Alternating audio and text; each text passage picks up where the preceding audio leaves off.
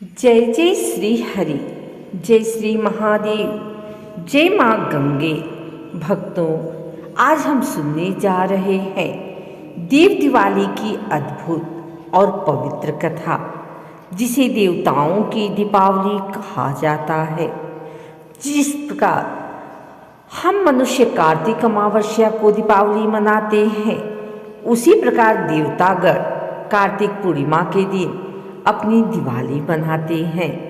इस दिन त्रिपुरासुर नामक दैत्य के विनाश के उपलक्ष्य में समस्त देवताओं ने गंगा के तट पर दीप जलाकर विजय उत्सव मनाया और तभी से यह पर्व देव दिवाली कहलाया।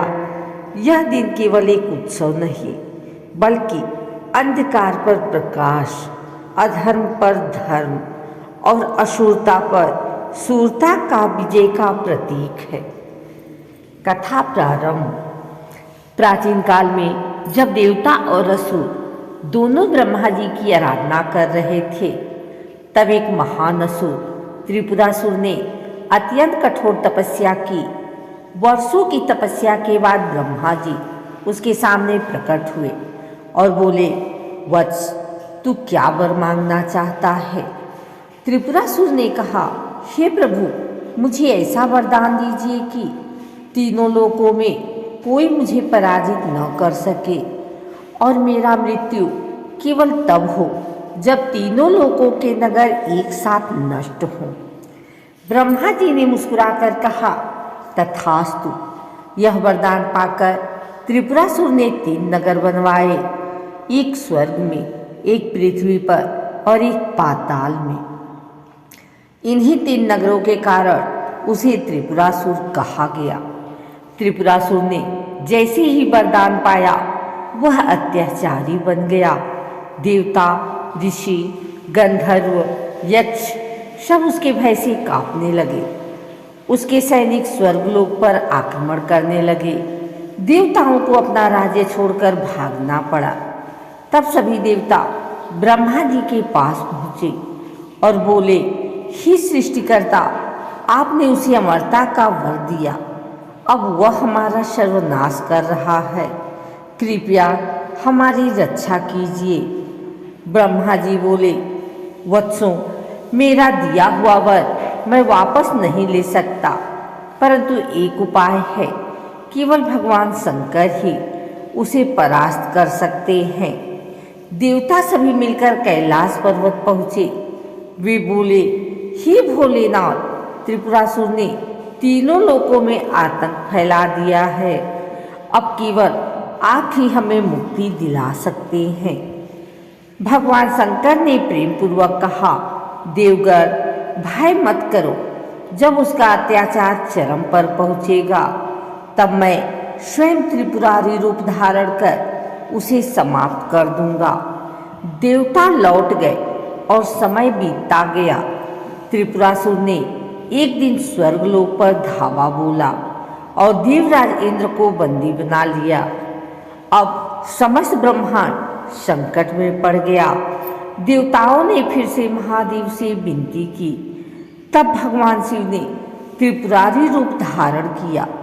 उनका रथ स्वयं पृथ्वी देवी, रथ का धूरा ब्रह्मा जी, रथ के घोड़े वेद और सारथी स्वयं श्री हरि विष्णु बने। महादेव ने धनुष चढ़ाया, सूर्य और चंद्र उनके बाण बने। तब तीनों नगर एक सीध में आए। तब भगवान ने अपने पाशुपात अस्त्र से प्रचंड बाण चलाया। वह बाण तीनों पुरों को भेदता हुआ निकला और त्रिपुरासुर का वध कर दिया। आकाश में देवताओं ने जय जय शंकर देव की नाद किए। धरती पर पुष्पों की वर्षा हुई। गंगा किनारे देवताओं ने दीप जलाकर भगवान शिव की आराधना की और बोले, आज का दिन हम सदा देव दिवाली के रूप में मनाएंगे। इस प्रकार कार्तिक पूर्णिमा के दिन देवताओं ने दीपक जलाकर भगवान शंकर की विजय का उत्सव मनाया। तब से यह पर्व देव दिवाली कहलाया।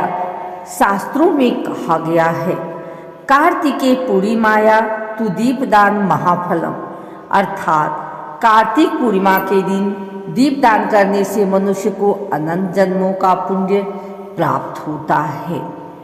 कहा जाता है कि इसी दिन माँ गंगा भी स्वर्ग से उतरकर कायम रूप में पृथ्वी पर अवतरित हुई थी। इसलिए देव दीपावली के दिन वाराणसी में गंगा तटों पर लाखों दीप जलाए जाते हैं। देवता अदृश्य रूप में वहां आते हैं और गंगा स्नान करते हैं। भक्तों द्वारा किया गया एक दीप, एक एक तिल दान और एक एक मंत्रोच्चार सीधे देवलोक तक पहुंचता है। जो व्यक्ति इस दिन गंगा स्नान नहीं कर पाता, वह घर के आंगन में तुलसी के पास दीपक जलाए तो भी उसे वही पुण्य प्राप्त होता है। कहा जाता है कि एक गांव में एक निधन ब्राह्मण रहता था। उसके पास दीप जलाने के लिए तेल नहीं था, परंतु उसकी श्रद्धा अटूट थी। हे भोलेनाथ, मेरे पास तेल नहीं है, पर मेरी भक्ति सच्ची है। यदि आपकी कृपा हुई तो यह दीप अपने आप जलेगा। रात्रि में वह दीपक जल उठा। भोर में जब गांव वालों ने देखा तो वह दीप तेल से भरा था और जल रहा था। तभी आकाशवाणी हुई, हे भक्त, तूने सच्चे भाव से दीपदान किया, इसलिए अगले जन्म में तुझे धन और यश दोनों प्राप्त होगा। यह कथा हमें सिखाती है कि भक्ति सच्ची हो तो दीपक मिट्टी का भी हो, पर उसकी रोशनी देवताओं तक पहुंच जाती है। देव दीपावली के दिन प्रातःकाल स्नान कर भगवान विष्णु और महादेव का पूजन करें।